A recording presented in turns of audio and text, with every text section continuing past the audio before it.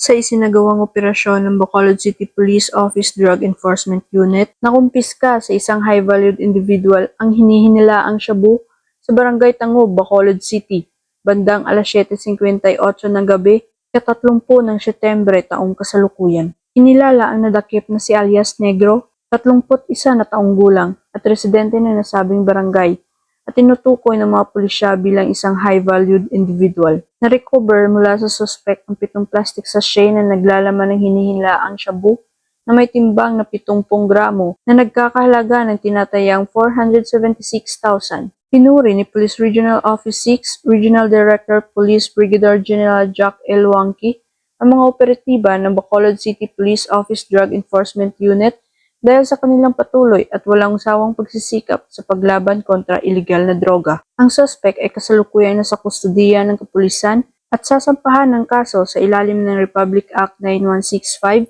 o ang Comprehensive Dangerous Drugs Act of 2002.